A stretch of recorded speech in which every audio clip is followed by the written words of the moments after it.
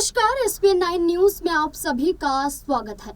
UP सरकार का ऐतिहासिक आदेश, अब न जाति के नाम पर रैली होगी और न ही गाड़ियों पर जाति लिखी जाएगी और न ही पुलिस रिकॉर्ड में किसी आरोपी की पहचान उसकी जाति से होगी। जी हाँ, ये फैसला यूपी की राजनीति और समाज दोनों को नई दिशा देने वाला है। असल में ये मामला इलाहाबाद हाई कोर्ट से शुरू हुआ है।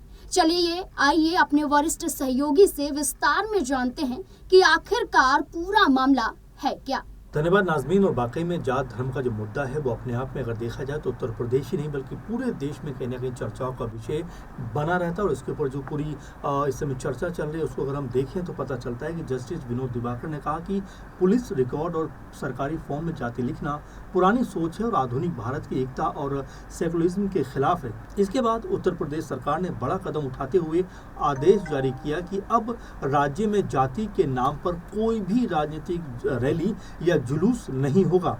गाड़ियों पर जातियां लिखने की जो परंपरा थी उसके ऊपर पूरी तरह से रोक लग जाएगी और इसके साथ ही अब FIR और केस डायरी से भी जाति कॉलम हटा दिया जाएगा।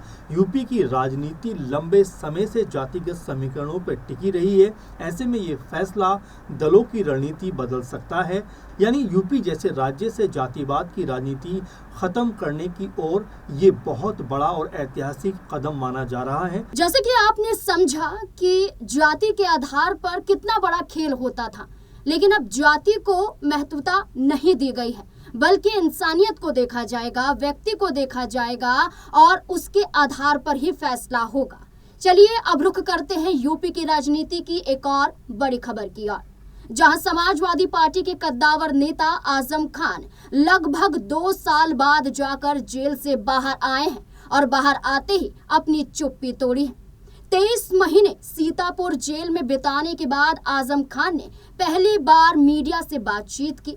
उनसे सवाल पूछा गया कि क्या वो बहुजन समाज पार्टी ज्वाइन करेंगे। इस पर उन्होंने साफ कहा, जो लोग अनुमान लगा रहे हैं वही लोग बता पाएंगे, मैं तो अभी कुछ नहीं कह सकता। जेल में बिताए वक्त को लेकर आजम खान ने कहा कि उनका बाहरी दुनिया से बिल्कुल संपर्क नहीं रहा। सुनिए आजम खान ने आखिरकार और क्या कुछ कहा। उनका बहुत शुक्रिया, सबका बहुत शुक्रिया, बहुत सी दुआएं उनके लिए।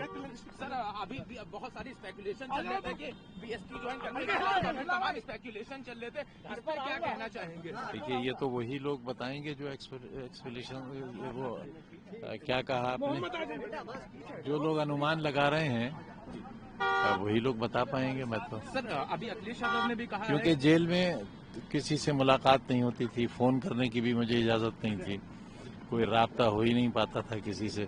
तो 2 साल ये और 3 साल पहले 5 साल तो मैं बिल्कुल आउट ऑफ टच रहा, जानता ही नहीं बाहर की दुनिया है क्या। काफी कठिन समय आपके साथ, क्योंकि जिस तरह से आपको अलग बिल्कुल रखा गया, कट ऑफ किया गया, क्या लगता है ये पॉलिटिकल वेंडेटा था, एक बदले की राजनीति जिसके चलते? नहीं देखिए, बदला तो वहाँ होता है जहाँ मैंने किसी के साथ बुरा किया हो। मैंने तो दुश्मनों के साथ भी बहुत अच्छा सलूक किया। पूरी सरकार में कोई ये कह ही नहीं सकते कि मेरे कलम से किसी के साथ नाइंसाफी हुई हो। सर अभी अखिलेश यादव ने कहा कि आपके ऊपर जो भी मुकदमे सरकार बनते ही सब वापस लिए जाएंगे, आपको स्वागत कर रहे हैं। अभी लखनऊ में उन्होंने कहा, मैं क्या कह सकता हूँ, उन्होंने कहा है तो। अभी तक कोई बात हुई फोन पे उनकी या अभी तो थोड़ी देर हुई है निकले जेल से। क्या कुछ इन दिनों में महसूस किया? पत्ता पत्ता बूटा बूटा हाल हमारा जाने है। अच्छा, एक अनुमान लगाया जा रहा है कि बसपा ज्वाइन करेंगे, इस तरह की अफवाहें पूरे प्रदेश में फैल रही हैं आपको लेकर। अब इस पर अभी कुछ कह तो सकता नहीं मैं। क्या अखिलेश यादव से किसी तरह से कोई बात हो पाई आपकी? जेल से बात नहीं हो पाती है। तो अब सियासत में किस तरह से आजम खान आएंगे?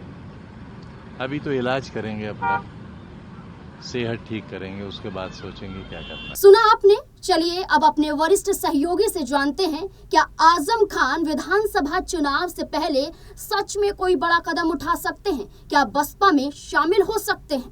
जी बिल्कुल नाज़मीन, अगर हम उत्तर प्रदेश में देखें तो इस समय आज़म खान को लेकर चर्चाएं आम हैं, क्योंकि जो बीएसपी के विधायक एकमात्र हैं उत्तर प्रदेश से, उमाशंकर, वो ये बात कहते हैं कि भाई आज़म खान बीएसपी में आ सकते हैं। और अब जो है हर कोई ये बात कह रहा है कि अगर आज़म खान बीएसपी में जाते हैं तो क्या यहाँ सपा को जोरदार झटका लग सकता है, क्योंकि आप देखिए कई तरह की चर्चाएं इस बीच चल रही हैं कि आज़म खान सरी के नेता अगर सपा का साथ, जो कि लगभग कह सकते हैं कि 30 से 40 साल का साथ रहा है, अगर वो उनसे दामन छुड़ाकर बीएसपी में शामिल होते हैं तो उत्तर प्रदेश की राजनीति में बहुत बड़ी करवट हो सकती है, बहुत बड़ी उथल पुथल हो सकती है। और साथ में आप ये भी देखिए कि आज़म खान जो लगातार अपनी बयानबाजी के जरिए, जो आपने वीडियो में भी दिखाया कि ये बात कह रहे हैं कि भाई जो मेरे बारे में ये बात कह रहे हैं उनसे जाकर पूछिए, यानी कि वो भी कहीं ना कहीं ये क्लू देते हुए नजर आ रहे हैं कि वो आने वाले दिनों में राजनीतिक तौर पर कोई बड़ा फैसला करते हुए नजर आ सकते हैं। शुक्रिया अमन सर। जैसे कि आपने जाना कि अपने राजनीतिक फायदे के लिए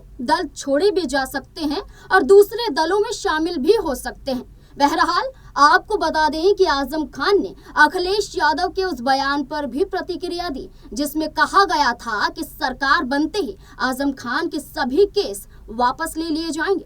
आजम खान ने कहा, उन्होंने कहा कि मैं तो क्या कह सकता हूँ, अभी तक मेरी उनसे कोई बात ही नहीं हुई है। बातचीत के दौरान उनका गुस्सा और दर्द भी सामने आया। उन्होंने कहा कि उन्हें बेवजह रोका गया, जबकि वो सिर्फ एक मुसाफिर थे। मैं तो एक मुसाफिर हूँ, कहीं दिल्ली जाना है, कहीं और जाना है, फिर क्यों रोका गया? एक शादी भी आने वाली है, मेरे परिवार का मामला था, आखिर मुझसे दिक्कत किसे है? फिलहाल आजम खान ने साफ किया है कि वे पहले अपना इलाज करवाएंगे और सेहत पर ध्यान देंगे, उसके बाद ही राजनीति में आगे का रास्ता तय करेंगे। लेकिन इतना तय है कि उनकी वापसी से यूपी की सियासत में नई हलचल जरूर मचेगी। इस पूरे मुद्दे को लेकर आपका क्या कहना है? अपनी राय कमेंट सेक्शन में जरूर दें। देखते रहें SPN9 न्यूज़। धन्यवाद।